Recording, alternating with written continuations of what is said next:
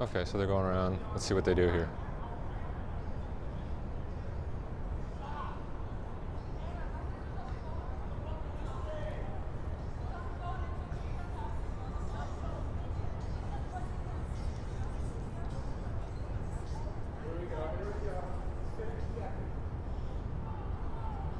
I'm trying to figure out why he has his hand up there. He's got his phone playing music or something. Oh, yeah. So that it's like instead of a boombox. Remember the boombox? Now he's got his phone. That's awesome.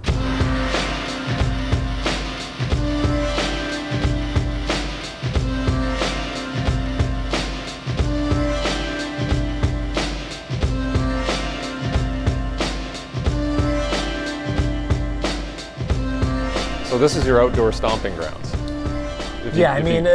I don't bring people here that much because I never know how crowded it's going to be. I kind of come more myself just to do something remotely athletic outside of a gym. Okay.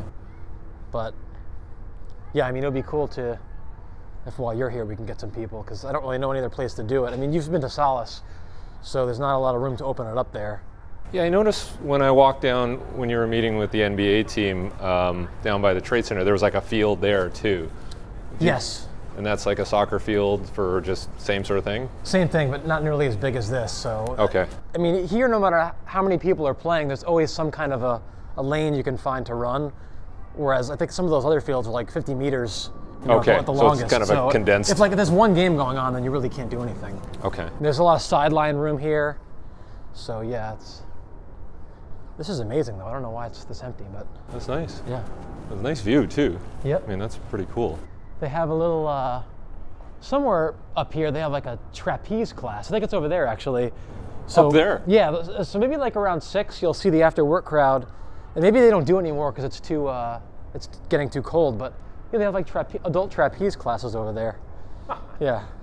Something for everybody here in New York. Yeah. More clients for you. Yeah.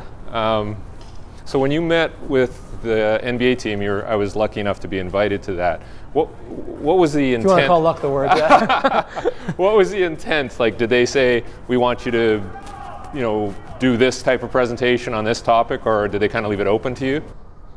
Yeah, you know what, I think with, as you know in sports, it's kind of like if other people are doing something, then teams want to do what everybody else is doing. So they didn't have a particular objective. It was more, they'd heard about some of the other work that we were doing, and they said, hey, we're going to be in town. Would you mind doing for us what you've done with some of these other organizations? So that was kind of the impetus for it. But prior to them actually arriving, we gave them an itinerary of what we were going to talk about, just to make sure that it's what they wanted, and they seemed okay with it. So yeah, that was kind of how it originated. But there wasn't anything specific? Like, was it more injury prevention, injury management?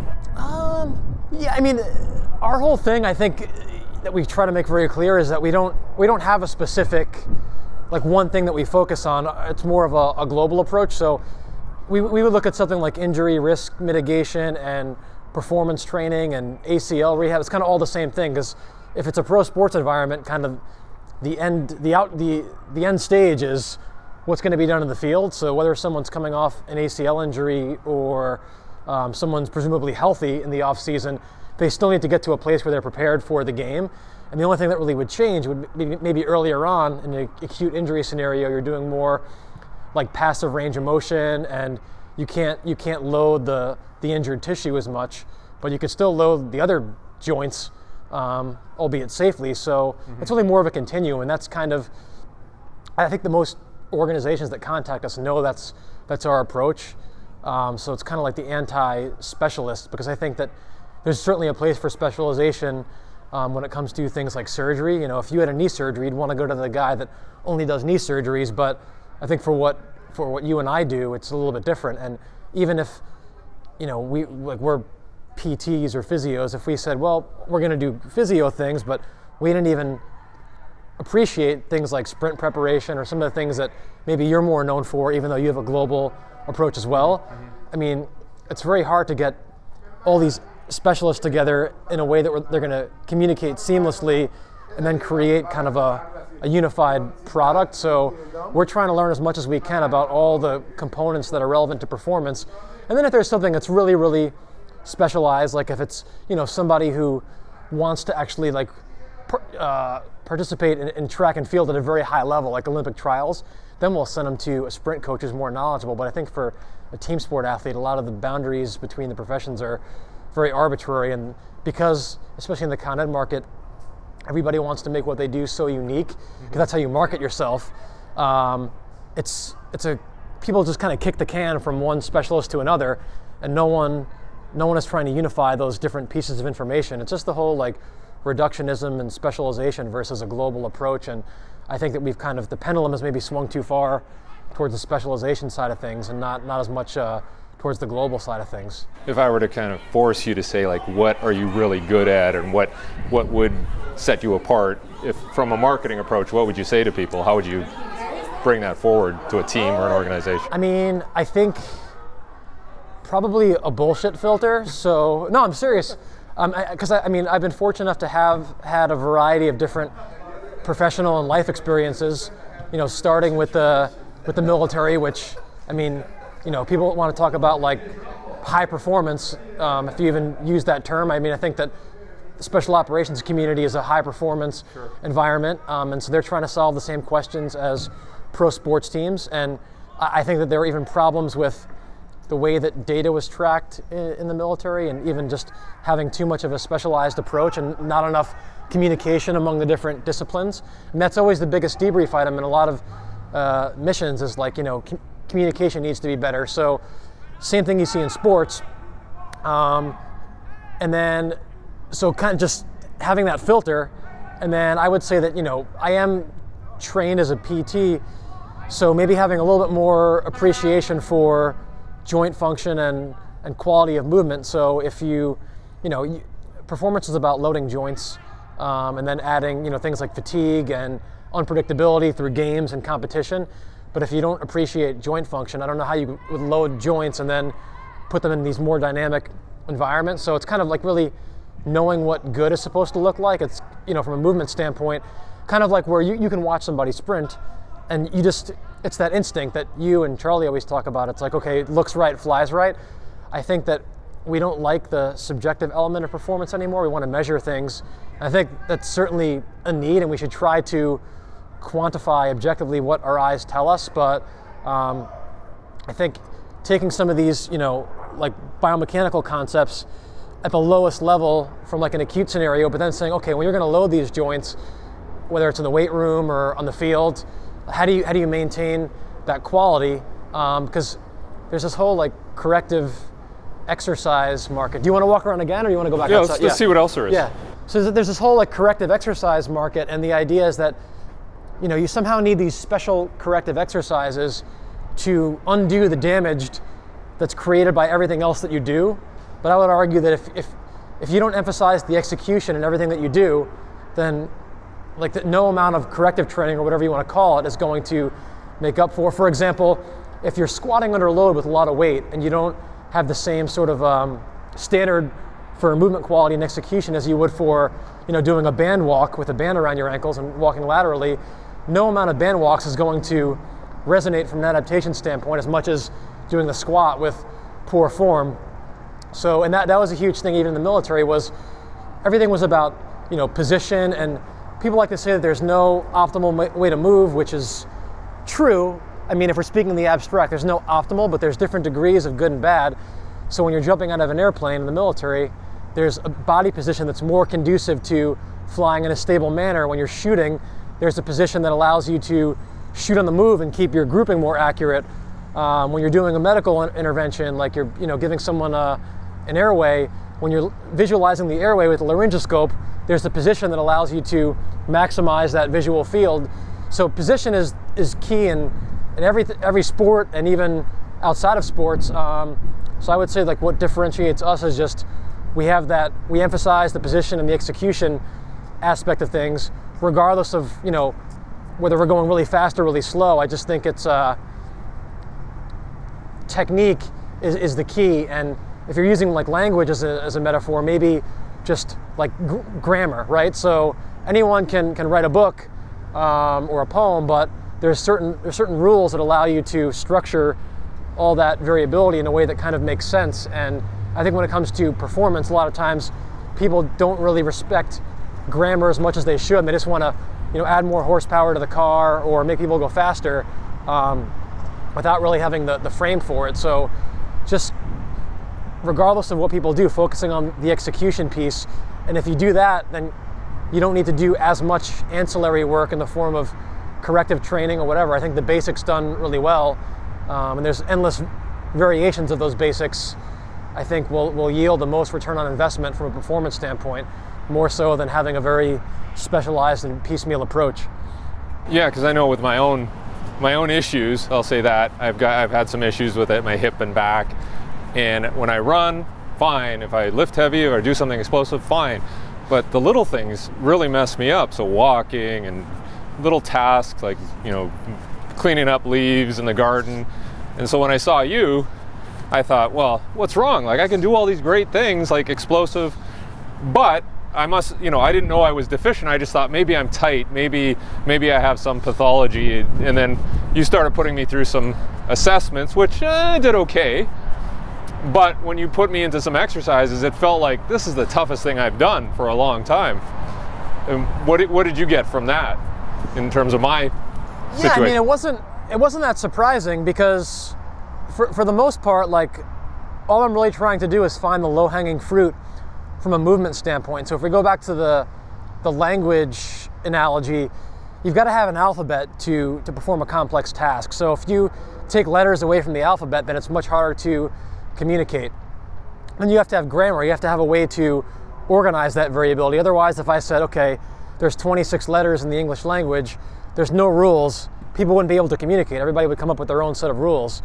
And then from there, then you're trying to write, you know, sentences and paragraphs. So if you're sprinting well, effectively, you can write the sentences and paragraphs, no problem.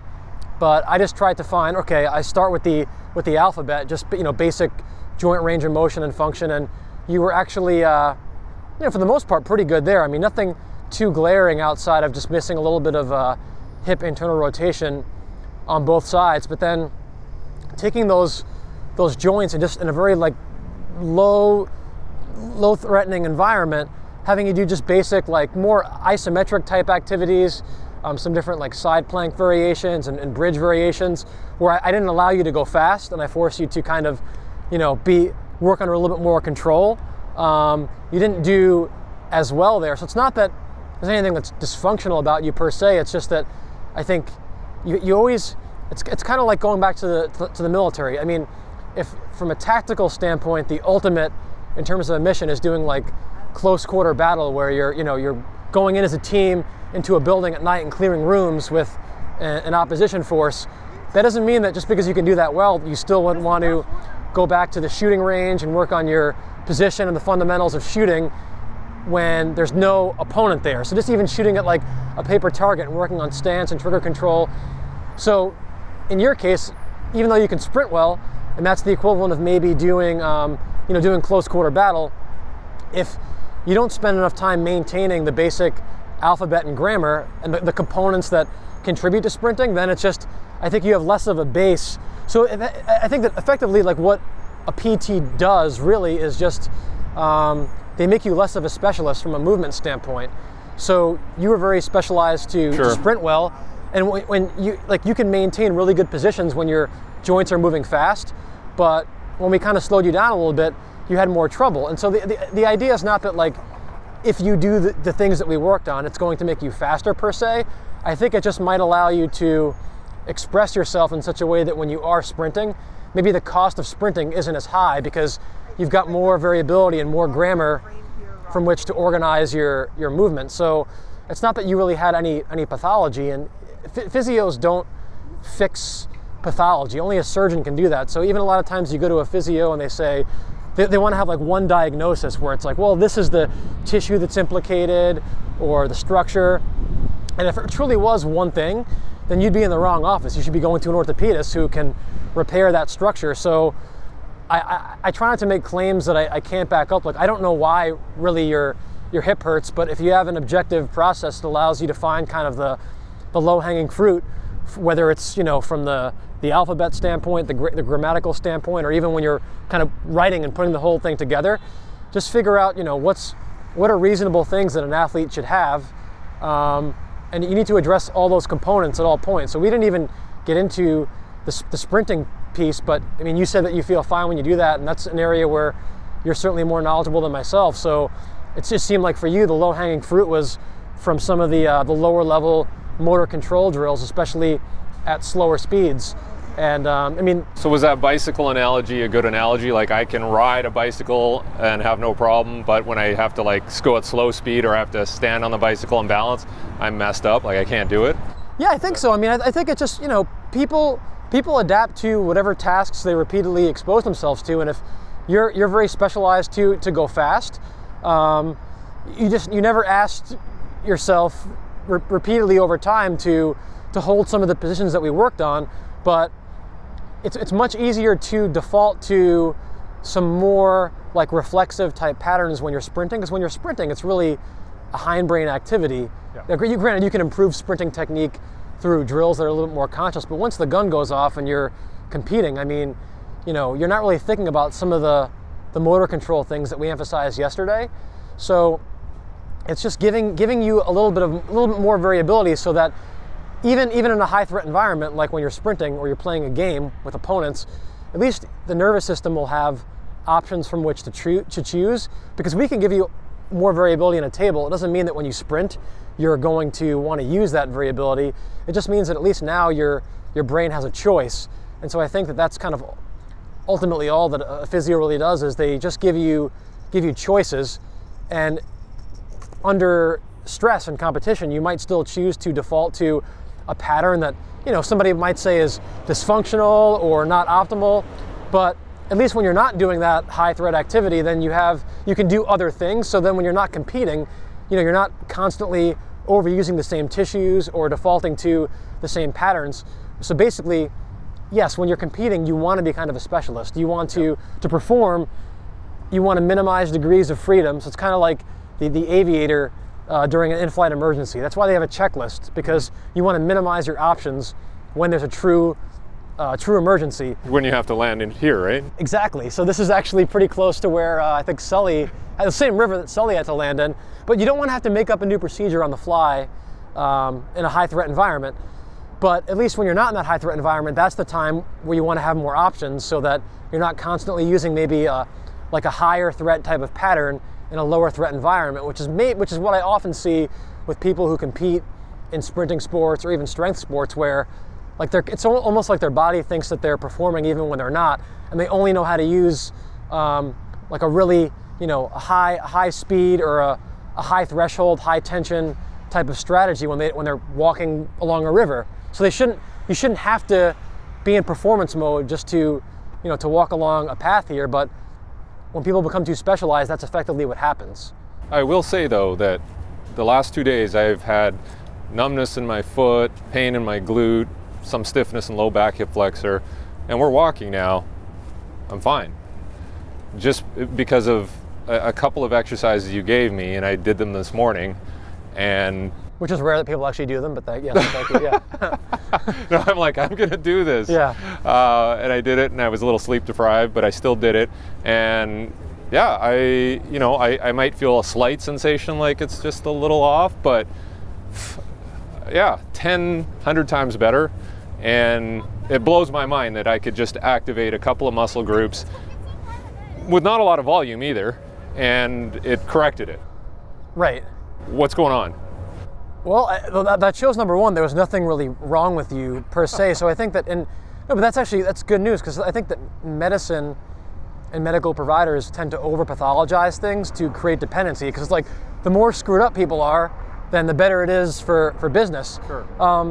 But in your case, I mean, assuming that it worked as well as you say, it's just a matter of giving you what you need. So there's often the talk in our field where it's like, well, if you give somebody something, if you make somebody do something that they're not good at, is that going to screw them up when they have to perform? Yeah. And like literally, like I had you do like basically a bent knee side plank with a little bit of glute activation, and it was really challenging for you. So I don't think that doing like a bent knee side plank is going to screw you up when you run. I would argue that at one point you were running a sub 1100, correct?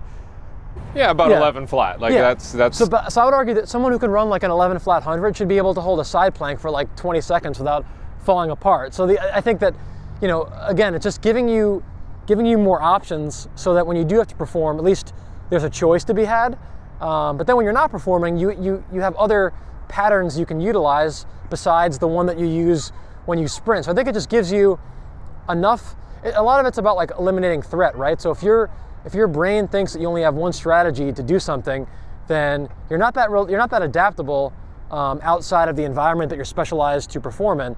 So I think just introducing you to a little bit of variability, and again, like if you truly had a tissue problem and that your pain was generated by tissue pathology, you wouldn't feel any better that quickly. So it's obviously some kind of a neurological phenomenon where maybe if you reduce the threat, i.e. kind of trick somebody into thinking that they're sort of safe and they have other ways to control themselves, then maybe that's how it works. But I don't think that it works because like we quote unquote fix something. I just think if it works because we gave you some more options, and we just, it's kind of like if pain is a smoke alarm in your body, you want the smoke alarm to go off when your house is on fire, not when you're boiling water on the stove. Yeah. And a lot of times, especially with chronic pain, like with what you've had, there's a disconnect between the actual threat to the body and the perceived threat. Yeah. And so the more you can basically desensitize people to some movements that would normally be painful. So like you hear about like flexion intolerant backs,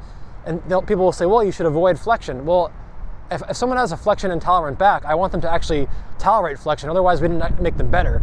So how do you desensitize someone to flexion? Maybe you're not going to have them, touch their hands to the floor if that hurts, but maybe, 4 inches from the floor isn't painful.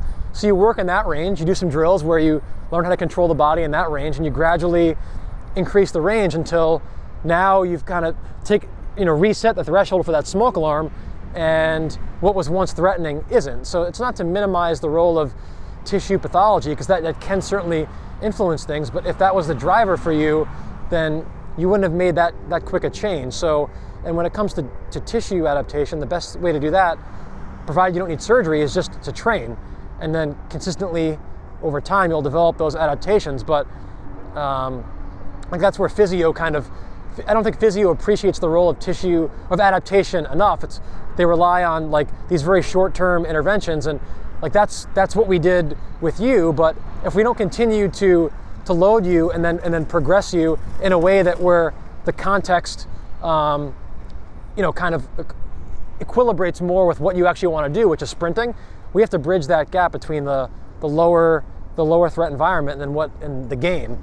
So like what we did yesterday would just kind of be step one, and then the idea is to be able to maybe incorporate some of those patterns into a higher threat environment. So now you really own them. But a lot of times just introducing somebody to something novel, and I think that's the power of it. It's more the novelty.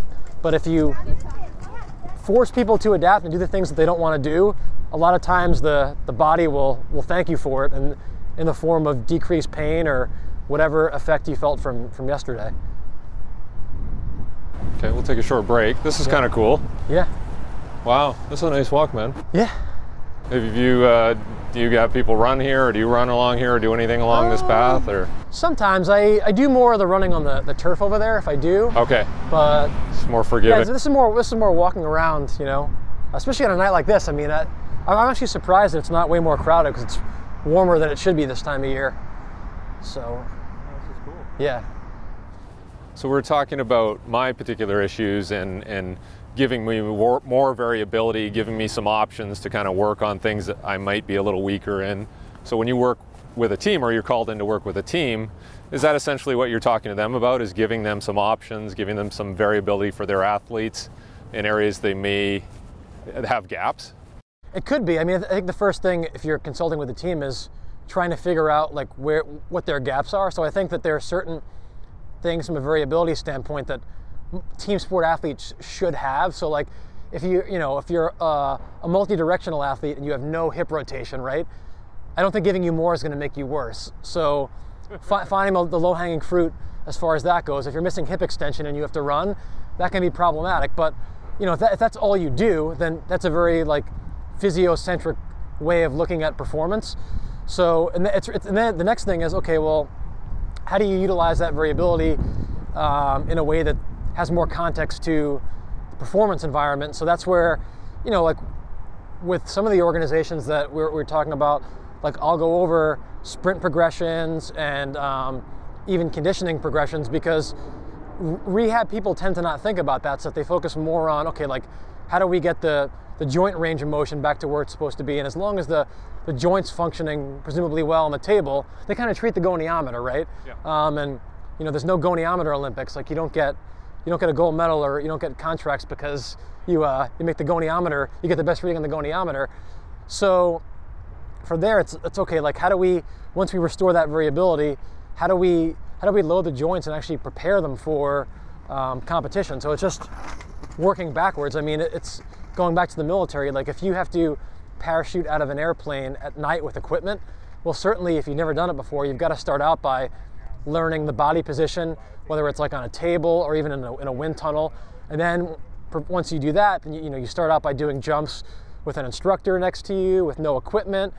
And then once you do that, you might do a non-equipment jump at night, and then you'll add an equipment jump during the day. So it's systematically just progressing people. But in sports, people, they usually have to run and change direction.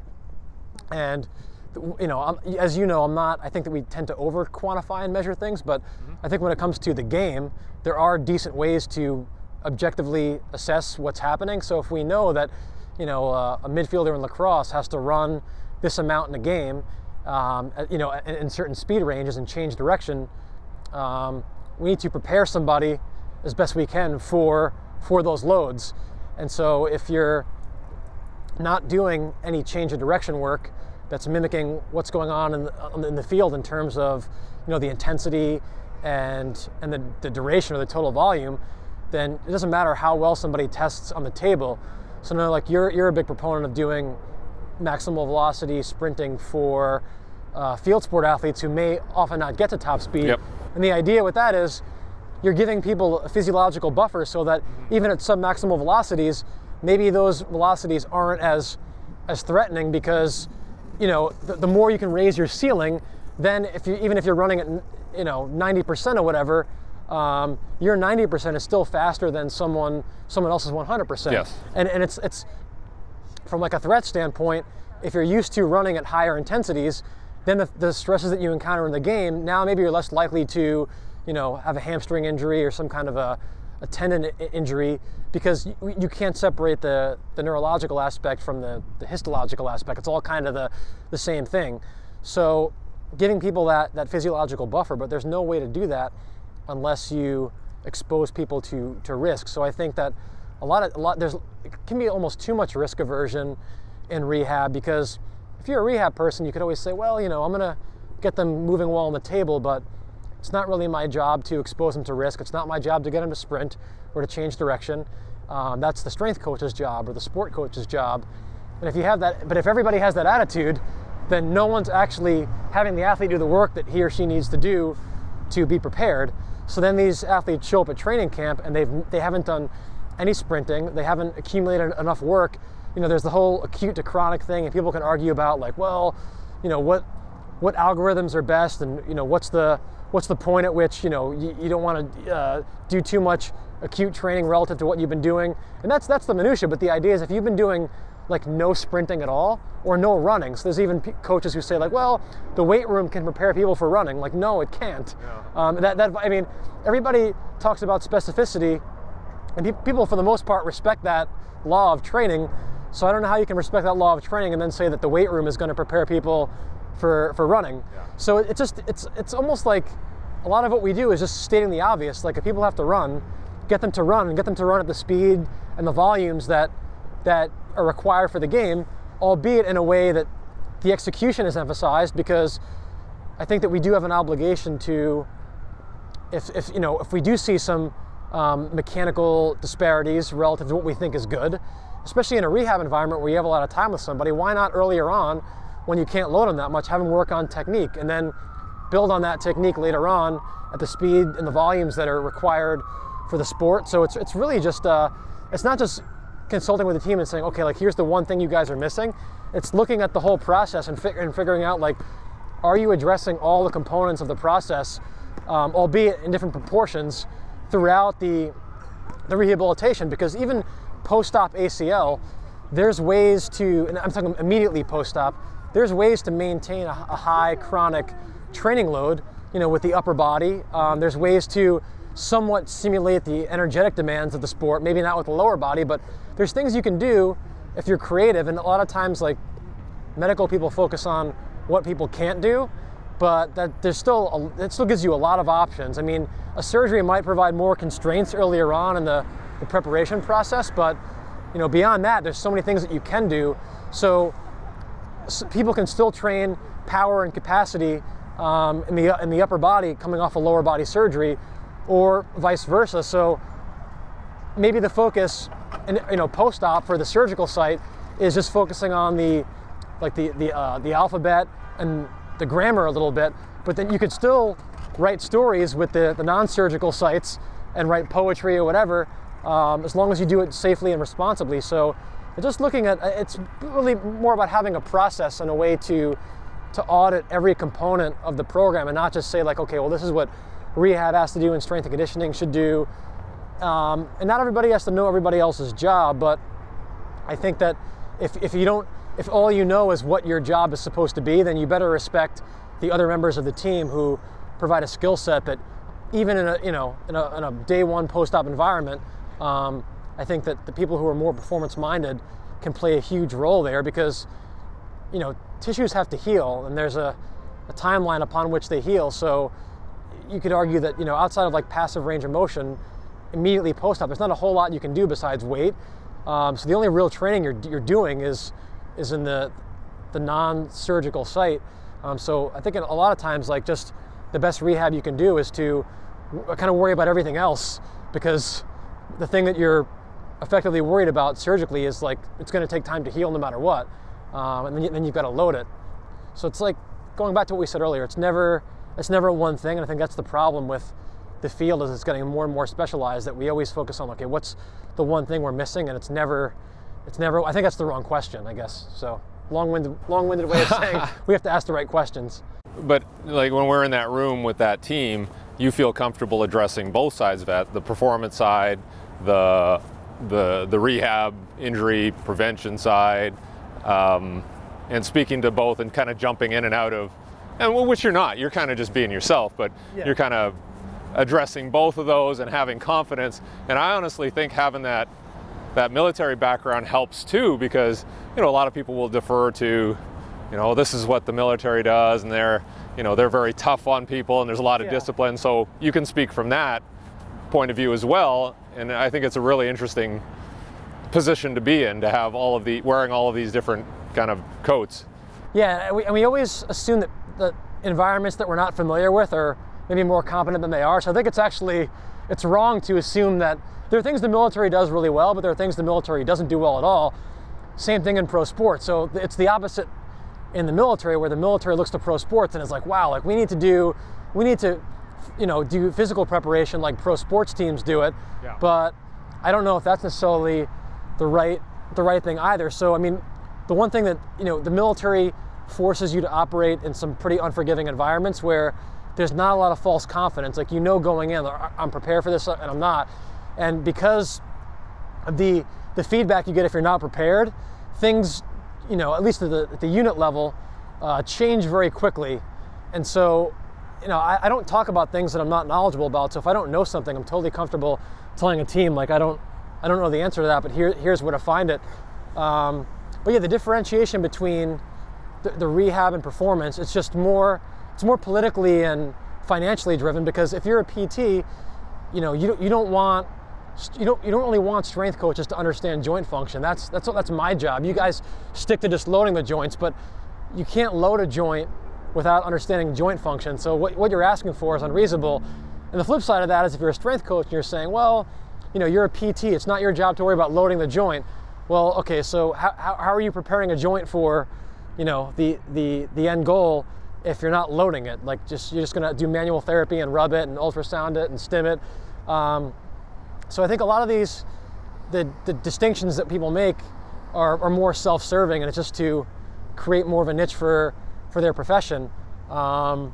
And if you know the military gives me a sense of credibility, I guess I'm okay with that. But I would implore people to question even my experiences there, and don't assume it just because I worked in one environment that it makes me knowledgeable about like what a pro sports team should do. I mean, if the military background maybe opens up people's ears, I still should have to say something that resonates. And I'm definitely open to criticism, and I want people to question what I do. And the incident that you're alluding to, like the people were very inquisitive, and at some points very critical, and like that's the way it should be. I should have to justify what I do, even if it's novel and might seemingly contradict what a team is doing. Like these are the conversations that drive all of our professions forward.